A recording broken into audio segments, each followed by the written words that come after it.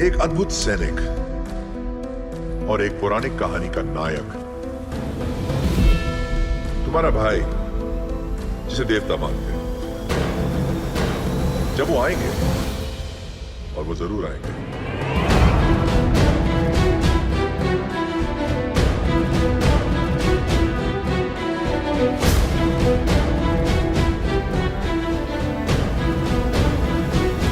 Hello and welcome to Bollywood studios. दोस्तों, south के धांसू डायरेक्टर एस राजामौली की बाहुबली और RRR के राइटर उनके पिता KV विजेंद्र प्रसाद एक और ऐतिहासिक फिल्म के साथ सिल्वर स्क्रीन पर पहुंचने की तैयारी में है। इस बार उनकी फिल्म का टाइटल होगा 70-70 दी मूवी, जिसका मेगा ऐलान आज एक मोशन पोस्टर के साथ मेकर्स ने कर दिया। ये मोशन पोस्टर काफी दमदार है, जो फैंस को RRR की याद दिलाती है। मतलब इस फिल्म की कहानी भी लगभग उसी कॉन्सेप्ट पर बेस्ड है। हमें इस फिल्म में भी एक बार फिर से अंग्रेज दिखेंगे और कुछ फ्रीडम फाइटर्स जो उनसे लोहा लेंगे। लेकिन दिलचस्प बात तो यह है कि इस फिल्म को खुद डायरेक्टर एस राजामौली नहीं बना रहे, मगर इसकी कमान उनके ही शिष्य डायरेक्टर अश्विन गंगाराजू के हाथों में है। अश्विन गंगाराजू इससे पहले कई फिल्म डायरेक्ट कर चुके हैं, वो भी एस राजामौली के साथ, जैसे कि इग्गा, बाहुबली 2, यानी कि दोनों सीरीज को डायरेक्ट किया है, असिस्ट किया है। लेकिन यहाँ इस फिल्म की पूरी कमान संभालेंगे, मतलब कि खुद ही पूरी फिल्म डायरेक्ट करेंगे।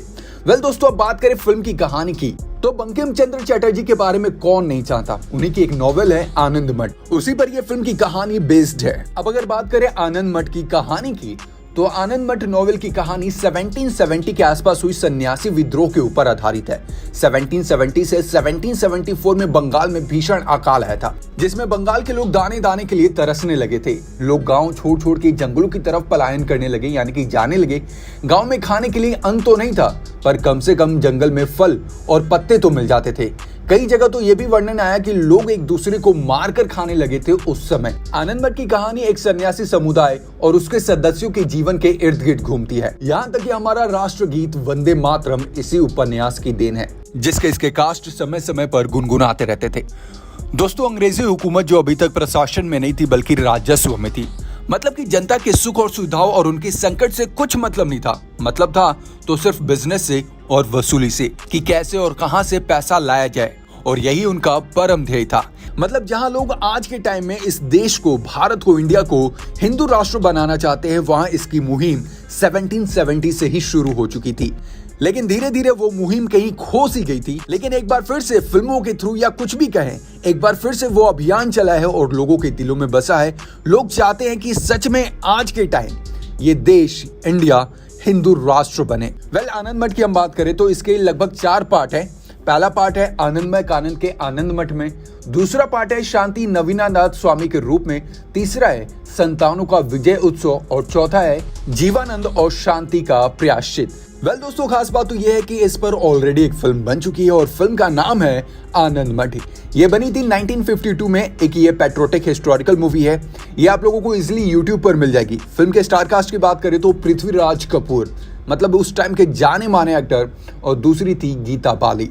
ये ब्लैक एंड व्हाइट में आप लोगों को यूट्यूब पर मिलेगी, इजिली मिल जाएगी सेंचुरी क्लासिक पर।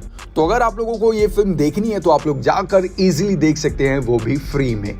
दोस्तों, फिल्म बहुत ही माइंड ब्लोइंग होने वाली है। फिल्म की कहानी बहुत माइंड ब्लोइंग होने वाली है, क्योंकि इस मुहिम के बाद धीरे धीरे हर जगह पर मुहिम चलाई गई थी और बहुत से लोग अंग्रेजों के खिलाफ लड़े थे। जैसे आप लोगों ने RRR में देखा होगा कि रामचरण का ही सिर्फ एक मोटिव था कि अंग्रेजों के खिलाफ लड़ना है, और उसके लिए क्या चाहिए, हमें भारी तादाद में बंदूक चाहिए, हथियार चाहिए।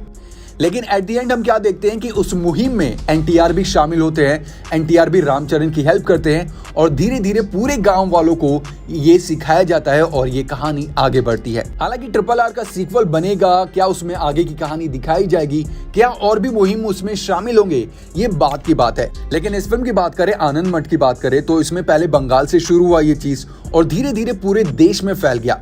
तो क्या पता कि इस फिल्म के थ्रू, मतलब 1770 के थ्रू, इसके कई पार्ट्स बनाए जाएं। लेकिन फिलहाल तो हमें इंतजार रहेगा इस फिल्म का और इसकी स्टार कास्ट का, कि कौन होगा वो पावरफुल एक्टर जिसको फिल्म में एंट्री मिलने वाली है। आप किसे सजेस्ट करेंगे इस फिल्म के लिए? नीचे कमेंट बॉक्स में अपनी अपनी राय जरूर शेयर करें। Thank you so much. देखते रहें बॉलीवुड स्टूडियोज।